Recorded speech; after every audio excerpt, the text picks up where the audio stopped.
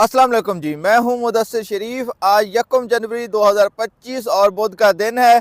2024 के हवाले से कुछ अपडेट्स जो हैं आपके साथ डिस्कस करते हैं। 2024 सियासी हवालों से पाकिस्तान में किस तरह रहा, पार्लियामेंटेरियन के हवाले से किस तरह रहा, पार्लियामेंट से कौन से जो कानून साजी की गई, कौन से बिल जो हैं पास कराए गए और पार्लियामेंटेरियंस को किस तरह से जो है पार्लियामेंट से गिरफ्तार किया गया, इस हवाले से जो है तफसीलात आपके साथ थोड़ी सी डिस्कस करते हैं। थोड़ी सी हाईलाइट्स जो है 2024 जो है सियासी हवाले से पाकिस्तान में किस तरह रहा है। साल 2024 की अगर बात की जाए तो सियासी हवालों से इंतहाई अहमियत का हामिल रहा है, क्योंकि 8 फरवरी 2024 को मुल्क भर में आम इंतखाबात जो है मुनक़िद कराए गए थे, जिसके नतीजे में जो है कौमी असम्बली जो है वो वजूद में आई थी। और इंतखाबात के बाद जो है पहला इजलास जो हुआ 29 फरवरी को हुआ। और फिर उसके बाद जो है अपोजिशन की जमातें जो हैं, जो जिनमें पाकिस्तान तहरीक इंसाफ और दीगर जमातें शामिल हैं, उनकी जानिब से जो है पार्लियामेंट में जाके, कौमी असम्बली में जाके हुकूमत के खिलाफ नारेबाजी की गई और जो है इलेक्शन में धांधली के इल्ज़ामात आयद किए गए। फॉर्म 47 की पैदावार जो है इस हवाले से आपने काफ़ी अब तक जो है ये बाज़गश्त जारी है। और पाकिस्तान तहरीक इंसाफ इसी वजह से जो है हुकूमत के साथ मुज़ाकरात में नहीं बैठती थी, क्योंकि वो समझते थे कि ये फॉर्म 47 की पैदावार है और धांधली के नतीजे में ये हुकूमत जो है वजूद में आई है। तो 29 फरवरी को इसका पहला इजलास जो है मुनक़िद कराया गया था। उसके अलावा अगर बात की जाए आला अदलिया के इख्तियारात से मुतालिक मुतनाज़ 26वीं आइनी तरमीम दीगर जो है कवानीन भी मंजूर किए गए 2024 में। और उसके साथ 2024 में तकरीबन 1 माह तक, यानी 1 महीना जो है इलेक्शंस के बाद जो होता है, सेनेट के इंतखाबात होने होते हैं, कौमी असम्बली के इंतखाबात और सूबाई असम्बलियों के इंतखाबात के बाद वो तकरीबन 1 माह तक ऐवान बाला यानी सेनेट जो है गैर मुअस्सिर रहा, यानी वहाँ पर कोई जो है चेयरमैन नहीं था, कोई डिप्टी चेयरमैन नहीं था। और जबकि सूबा खैबर पख्तूनख्वा में सेनेट इंतखाबात ताहाल नहीं होने से सेनेट का ऐवान जो है अभी तक जो है नामुकम्मल है। और सेनेट के हवाले से खैबर पख्तूनख्वा का जिस तरह हमने आपके साथ जिक्र किया, वहाँ ताहाल जो है वहाँ उसकी में मुकम्मल नहीं है जो हाल है। और 2 अप्रैल को कौमी असम्बली और 4 सूबाई असम्बलियों में सेनेट की खाली नशिस्तों पर इंतखाबात हुए, तहम मखसूस नशिस्तों के तनाज़े के बायस खैबर पख्तूनख्वा की सेनेट की 11 नशिस्तों पर इंतखाबात जो है मुलतवी कर दिए गए थे। चूँकि मखसूस नशिस्तों का मामला जो है अभी तक जो है हल नहीं हुआ है और वहाँ पे खैबर पख्तूनख्वा में जो है पाकिस्तान तहरीक इंसाफ की मेजॉरिटी है, तो उस वजह से, और ये सारी की सारी सीटें जो है पाकिस्तान तहरीक इंसाफ को जानी थी, उस वजह से जो है पाकिस्तान तहरीक इंसाफ ने इसका बाइकाट कर दिया है जब तक मखसूस नशिस्तें पाकिस्तान तहरीक इंसाफ को नहीं मिल जाती। इस हवाले से मुकम्मल तफसीलात जो हम आपके साथ वक्त ब वक्त जो है शेयर करते रहेंगे, किस तरह जो है पाकिस्तान तहरीक इंसाफ को ये मखसूस नशिस्तें जो है, हालांकि सुप्रीम कोर्ट का ये हुक्म आ गया है कि ये मखसूस नशिस्तें पाकिस्तान तहरीक इंसाफ को दी जाएँ। और सेनेट इलेक्शन के बाद 9 अप्रैल को यूसुफ रज़ा गिलानी बिला मुकाबला चेयरमैन सेनेट और सैदाल खान नासिर डिप्टी चेयरमैन मुंतखब हुए। ये पंजाब की बात हो रही है। तहरीक इंसाफ ने खैबर पख्तूनख्वा की सेनेट नशिस्तों पर इंतखाब बात ना होने के बाद सेनेट चेयरमैन और डिप्टी चेयरमैन के इंतखाब में हिस्सा नहीं लिया था।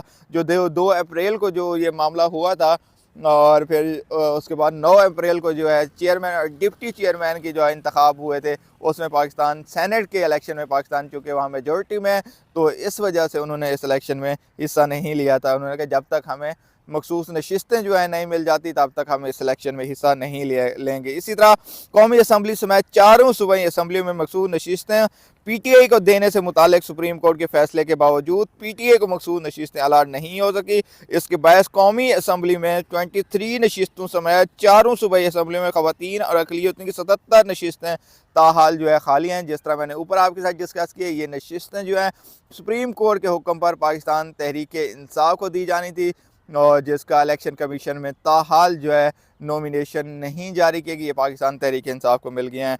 और कौमी असम्बली से 2024 में कौन से बड़े बिल जो हैं वो पास में, वो आपके साथ डिस्कस करते हैं। मौजूदा कौमी असम्बली ने 29 फरवरी के पहले इजलास से लेकर 10 माह के अरसे में तकरीबन 28 हुकूमती 7 निजी बिल मंजूर किए, जबकि 14 जो है आर्डीनेंस पेश किया गया इस कौमी असम्बली में।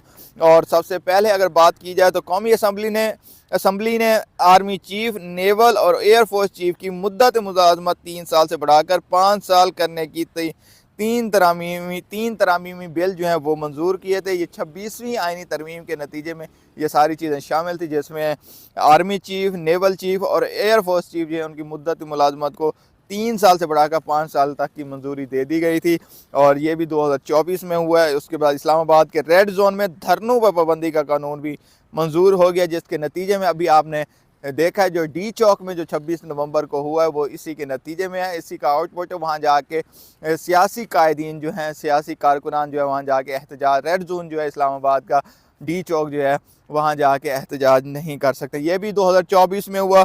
फिर उसके बाद 26वीं आइनी तरमीम के मामला को देखने के लिए आइनी अदालतों का क़याम अमल में लाने के लिए मंजूरी भी दी गई। मतलब 26वीं आइनी तरमीम के नतीजे में जो आइनी अदालतें कायम की गई हैं, जिसके नतीजे में अभी जो है मिलिट्री कोर्ट्स में, जिसका सरबराह जो है जस्टिस अमीनुद्दीन ख़ान है, उन्होंने इसकी इजाज़त दी थी कि मिलिट्री कोर्ट्स में जो है कारकुनान है पाकिस्तान तहरीक इंसाफ को, उनको मिलिट्री कोर्ट्स के तहत जो है सज़ाएँ दी जा सकती है, मतलब इसकी इजाज़त दे दी गई थी। इस पर भी हम तफसील से बात कर चुके हैं।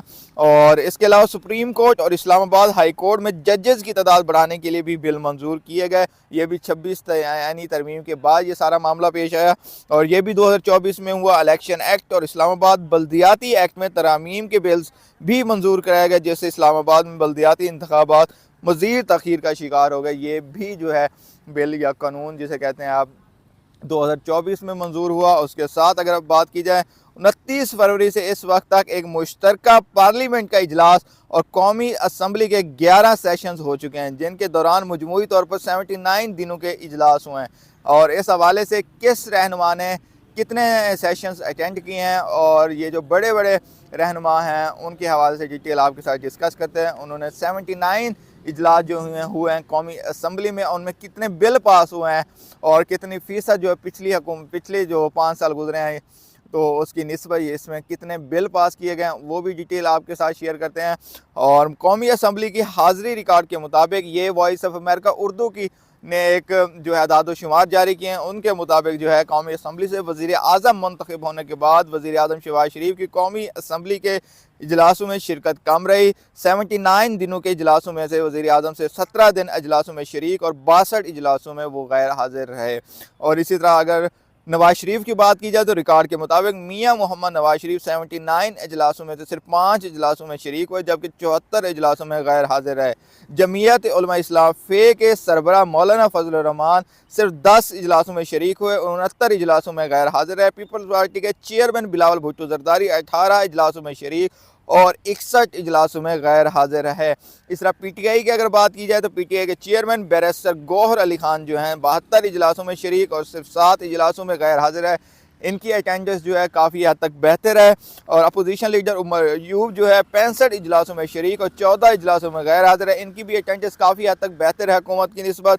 और असम्बली ने इस हवाले से बात की जाए तो पिछली असम्बली के मुकाबले में 6 गुना ज़्यादा कानून साजी की है। सिर्फ 1 साल के अंदर 6 गुना ज़्यादा इस असम्बली ने पिछली असम्बली से ज़्यादा जो है कानून साजी की है। और जो आप देख सकते हैं कि किस तरह से जो हमारे सीनियर लीडरशिप है वो कौमी असम्बली में उनकी अटेंडेंस ना होने के बराबर है, जिसके बावजूद जो है इतनी ज़्यादा जो है कानून साजी की गई कौमी असम्बली से। और इस पर माहिरीन का कहना है कि हुकूमत और अपोजिशन के दरमियान बढ़ते हुए इख्तलाफात की वजह पार्लियामेंट की कारकर्दगी भी मुतासर रही है साल 2024 में। और साल 2024 के एंड पे आके 23 दिसंबर को हुकूमत और पाकिस्तान तहरीक इंसाफ के दरमियान मुज़ाकरात का ये सिलसिला जो तनाव जो है कम हुआ है और पहला सेशन भी हुआ है इसका, और जो बेनतीजा ख़त्म हुआ है। उसके बाद पाकिस्तान तहरीक के सामने अपने मुतालबात जो हैं वो हुकूमत के सामने पेश करने हैं। और पिछले काफ़ी अरसे से हुकूमत की कोशिश रही थी कि पाकिस्तान तहरीक इंसाफ से किसी न किसी उस पर बैठा जाए, या पाकिस्तान तहरीक इंसाफ का एक मौक़िफ़ रहा है कि वो चाहते थे वो सिर्फ एस्टेब्लिशमेंट से जिनके पास पावर है और उनकी किसी भी बात करेंगे। लेकिन अभी जो है पाकिस्तान तहरीक इंसाफ के मौक़े में थोड़ी तब्दीली आई है, वो हुकूमत से के साथ बैठने के लिए तैयार भी हुई है। उसने अपने मुतालबात भी पेश किए। पहले पाकिस्तान तहरीक इंसाफ के 4 मुतालबात थे। पाकिस्तान तहरीक इंसाफ एक तो हुकूमत को मानने के लिए तैयार नहीं थी, उनका मौक़िफ़ यही था कि ये जो हुकूमत बनाई गई है ये मैंडेट चोर हुकूमत है और ये धांधली के नतीजे में वजूद में आई है। जब ये इस तरह के पाकिस्तान तहरीक इंसाफ का मौक़िफ़ था तो हुकूमत और पाकिस्तान तहरीक इंसाफ किस तरह जो है एक साथ बैठ सकते थे। लेकिन अब जो है पाकिस्तान तहरीक इंसाफ के मौक़िफ़ में तब्दीली आई है। पाकिस्तान तहरीक इंसाफ के बुनियादी तौर पर पहले 4 मुतालबात थे। वो 4 मुतालबात अगर आपके साथ शेयर करें तो उससे लगता यही था कि पाकिस्तान तहरीक इंसाफ हुकूमत के दरमियान जो है मुज़ाकरात नहीं हो पाएंगे, और उनमें से 2 जो है पाकिस्तान तहरीक इंसाफ ने उसको ख़त्म कर दिया, मतलब पीछे हट गए उनसे। और 2 मुतालबात जो है अभी भी हैं पाकिस्तान तहरीक इंसाफ लेके चल रही है। वो तहरीरी तौर पर पाकिस्तान तहरीक इंसाफ और हुकूमत के दरमियान 2 जनवरी को दूसरा इजलास होना है, उसमें पाकिस्तान तहरीक इंसाफ ने वो मुतालबात जो है पेश करने हैं। वो पहले जो है इससे कबल जो है अगर मुतालबात की बात की जाए तो 4 मुतालबात है, जिसमें 26वीं आइनी तरमीम का खात्मा, जिसको हमने पीछे आपके साथ डिस्कस किया है। उसका हुकूमत PTI का मौक़िफ़ था, हुकूमत उसको रिवर्स कर दे, ख़त्म कर दे। उसके बाद दूसरा जो बड़ा मुतालबा था वो जमहूरियत और आइन की बहाली। ये भी इस पर बात हो सकती थी, ये भी उसी सूरत में मुमकिन था अगर 26वीं आइनी तरमीम जो है उसका ख़ात्मा होता, क्योंकि PTI चाहती थी 26वीं आइनी तरमीम से जो है जमहूरियत और आइन की बहाली मुमकिन नहीं है। तीसरा जो मुतालबा था चोरी शुदा मैंडेट की वापसी, जो क्योंकि हम फॉर्म 47 के ऊपर बात कर चुके हैं, तो PTI और दीगर अपोजिशन जमातों का यही नैरेटिव था कि ये जो है चोरी शुदा मैंडेट से पाकिस्तान तहरीक इंसाफ का भी ये मैंडेट है, तो उसको चोरी करके आई है, धांधली के नतीजे में वजूद में आई है। तो इस पर भी बात ज़ाहिर सी बात है हुकूमत नहीं, मतलब इस पर अगर मानती तो हुकूमत ही चली जानी, तो फिर मुज़ाकरात कैसे होने थे। तो ये भी इसकी भी अब पाकिस्तान तहरीक इंसाफ इस मुतालबे से भी वापस हट गई है, और तमाम बेगुनाह सियासी कैदियों की रिहाई, ये अब मुतालबा अब भी शामिल है कि तमाम अंडर ट्रायल कैदी सियासी कैदी जो हैं बाशमूल इमरान खान, उनको रिहा किया जाए।